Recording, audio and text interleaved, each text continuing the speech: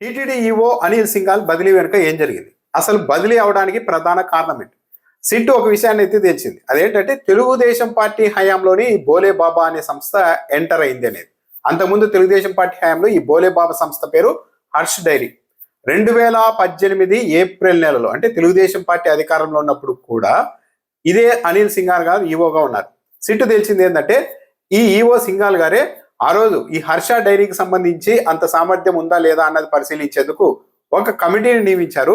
ఆ కమిటీ అక్కడికి వెళ్ళి ఒక ఫేక్ నివేదికను ఇచ్చింది. ఈ హర్ష డైరీకి 1,33,000 లీటర్లు రోజు పాలు సేకరించే సామర్థ్యం ఉంది. దాంతోపాటు రోజుకు 4,000 కిలోల నెయ్యిని తయారు చేస్తోంది, ఇది ఉత్పత్తి చేస్తోంది అంటూ ఒక తప్పుడు నివేదిక ఇచ్చారు. ఆ తప్పుడు నివేదిక ఆధారంగానే 2019 ఫిబ్రవరిలో, అంటే తెలుగుదేశం పార్టీ అధికారంలో ఉన్నప్పుడే 82,000 కిలోల నెయ్యి సరఫరా టెండర్ను ఈ హర్ష డైరీ అనేది సొంతం చేసుకుంది అని సిట్ చాలా క్లియర్గా తేల్చింది. అనిల్ సింఘాల్ గారు 2017లో తొలుత ఈవోగా వచ్చారు. చంద్రబాబు నాయుడు గారి ఈవోగా తీసుకొని వచ్చారు. 2020 అక్టోబర్ వరకు అక్కడే ఈవోగా అనిల్ సింఘాల్ పనిచేశారు. అనిల్ సింఘాల్ ఉన్న సమయంలోనే ఈ హర్ష డైరీ, అంటే బోలే బాబా అన్నది అంతకుముందు హర్ష డైరీ పేరుతో ఎంటర్ అయింది. ఒక ఫేక్ నివేదికను ఈవో అనిల్ సింఘాల్ నియమించిన కమిటీనే ఇచ్చింది. ఆ నివేదిక ఆధారంగానే, ఆ రిపోర్ట్ ఆధారంగానే టెండర్ దక్కించుకుంది, నెయ్యి సప్లై చేసింది అని సిట్ క్లియర్గా చేసింది. అనిల్ సింఘాల్ బదిలీకి అది కూడా ప్రధాన కారణం. ఆ రోజు ఈయన వేసిన కమిటీనే ఈ హర్ష డైరీ ఒక ఫేక్ కంపెనీ అయినప్పటికీ కూడా దానికి సామర్థ్యం ఉందని రిపోర్ట్ ఇవ్వడం, తెలుగుదేశం పార్టీ అధికారంలో ఉన్నప్పుడే నెయ్యి సరఫరా టెండర్ను దక్కించుకొని నెయ్యి సప్లై చేయడం కూడా జరిగిపోయింది. అది కూడా ఒక ప్రధాన కారణం. అయితే తెలుగుదేశం పార్టీ ఏం చెప్తోంది అంటే, లేదు, ఆ తర్వాత వైసీపీ అధికారంలోకి వచ్చిన తర్వాత కూడా కొద్ది రోజుల పాటు అనిల్ సింఘాల్ ఉన్నారు, వైసీపీ హయాంలో జరిగిన వ్యవహారాల మీదే అనిల్ సింఘాల్ మీద బదిలీ వేటు వేయాల్సిందిగా, చర్యలు తీసుకోవాల్సిందిగా సిట్ సిఫార్సు చేసింది ప్రభుత్వానికి అని ప్రచారం చేస్తూ ఉన్నారు. కానీ తెలుగుదేశం పార్టీ అధికారంలో ఉన్నప్పుడే ఈ హర్ష డైరీ ఒక ఫేక్ కంపెనీ ఎంటర్ అయింది, టెండర్ కూడా దక్కించుకుందనే సిట్ చాలా క్లియర్గా చేర్చింది. దాని గురించి మాట్లాడలేదు. ఇంకా ఏంటి, 2019లో వైసీపీ అధికారంలోకి వచ్చిన తర్వాత మళ్ళా ఇంకోసారి కమిటీ వేసి ఈ హర్ష డైరీ అనేది ఒక ఫేక్ కంపెనీ అని నిర్ధారించి దాన్ని టెండర్లలో పాల్గొనకుండా చేశారు. దాంతో అప్పుడు బోలే బాబాగా అది పేరు మార్చుకుంది. కానీ వైసీపీ హయాంలోనే దుర్మార్గం అంతా జరిగిందని ప్రచారం చేస్తూ ఉన్నారు. సరే, అనిల్ సింఘాల్ గారిని బదిలీ చేశారు.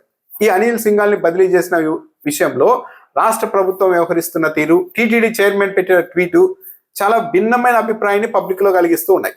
ఒక పనిష్మెంట్ లో భాగంగా ఒక తీవ్రమైన అపచారం జరిగింది కాబట్టి ఆయనకు శిక్ష కింద బదిలీ వేస్తున్నారు అన్నట్టుగా ఒక ఇంప్రెషన్ కలిగించేందుకు రాష్ట్ర ప్రభుత్వం ప్రయత్నిస్తుంది. ఎలాగంటే హఠాత్తుగా బదిలీ చేసేశారు. సాధారణంగా ఒక ఈవో పోయి ఇంకో ఈవో వచ్చినప్పుడు కొత్త ఈవో వచ్చి బాధ్యతలు స్వీకరించేంత వరకు పాత ఈవో ఉంటారు. అలా కాకుండా ఇవన్నీ వెంటనే జీఏడీలో రిపోర్ట్ చేయాల్సిందిగా అప్పటికప్పుడు తప్పించేసి అదనపు ఈవో వెంకయ్య చౌదరికి బాధ్యతలు అప్పగించేసి ఇన్ఛార్జిగా ముద్దాల రవిచంద్రని నియమించేశారు. చూసే వాళ్ళందరికీ చాలా కఠినంగా వ్యవహరించింది రాష్ట్ర ప్రభుత్వం. ఈ సింఘాల్ చేసిన ద్రోహానికి అప్పటికప్పుడు బదిలీ వేటు వేసేసి ఆయన ఒక పనిష్మెంట్ కింద ట్రాన్స్ఫర్ చేసేసింది. పోస్టింగ్ కూడా ఇవ్వలేదు అన్న ఒక ఇంప్రెషన్ కలిగించేందుకైతే రాష్ట్ర ప్రభుత్వం జాగ్రత్త పడింది. కానీ టీటీడీ చైర్మన్ గా ఉన్న బిఆర్ నాయుడు గారు ఒక ట్వీట్ పెట్టారు.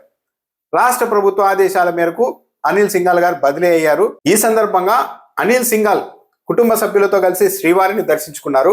అనంతరం రంగనాయక మండపంలో వేద పండితులు ఆయనకు ఆశీర్వాదం అందజేశారు, తీర్థ ప్రసాదాలు అందజేశారు అంటూ బిఆర్ నాయుడు గారు కూడా అక్కడ నిలబడి అనిల్ సింఘాల్ గారితో పాటు ఫోటో దిగి ఆ ఫోటోని కూడా ఆయన స్వయంగా ట్విట్టర్లో షేర్ చేశారు.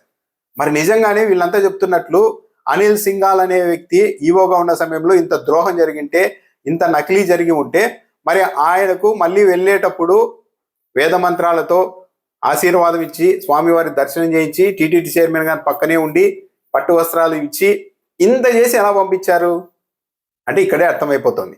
అనిల్ సింఘాల్ గారికి ఆల్రెడీ ఎక్స్ప్లెయిన్ చేశారేమో, try to understand political situation అని, మా పరిస్థితులు బాగలేవు కాబట్టి అర్థం చేసుకోండి బదిలీ మీద అని ముందే అనిల్ సింఘాల్ గారిని ఏమైనా ప్రిపేర్ చేశారేమో. కానీ ఆయన అయితే గౌరవప్రదంగా ఇక్కడ పంపించారు.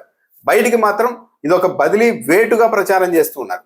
బదిలీ అయిన అనిల్ సింఘాల్ గారు స్వామిని దర్శించుకోకూడదు, అతడికి వేద పండితులు ఆశీర్వాదం ఇవ్వకూడదు, తీర్థ ప్రసాదాలు అందజేయకూడదు అన్నది కాదు ఉద్దేశం. నిజానికి అనిల్ సింఘాల్ ఒక మంచి ఆఫీసర్. కానీ ఈ వ్యవహారాన్ని టీటీడీని అడ్డం పెట్టుకొని వైఎస్ఆర్సీపీని టార్గెట్ చేసే క్రమంలో ఇలా అనేక మంది తప్పు చేసినా చేయకపోయినా కూడా ఈ ప్రభుత్వ నిర్ణయాల వల్ల, వైఖరి వల్ల బలైపోతున్నారు. అందులో అనిల్ సింఘాల్ కూడా ఒకరిగా చెప్పొచ్చు. పైగా తెలుగుదేశం పార్టీ అధికారంలోనికి రాగానే ఏం చెప్పారు, వైసీపీ హయాంలో ఆ టైంలో ఇదంతా జరిగిందని చెప్పారు. ఆ టైంలో అనిల్ సింఘాల్ గారు కూడా ఈఓగా ఉన్నారని తెలిసి కూడా మళ్ళీ ఈ ప్రభుత్వం ఈ 2024లో వచ్చిన తర్వాత శ్యామలరావును తప్పించి మళ్ళీ అదే అనిల్ కుమార్ సింఘాల్ని అక్కడ తెచ్చిపెట్టారు. చంద్రబాబు నాయుడు గారు ఎందుకు తెచ్చారు? ఆ మాత్రం అబ్జర్వ్ చేయలేకపోయారా?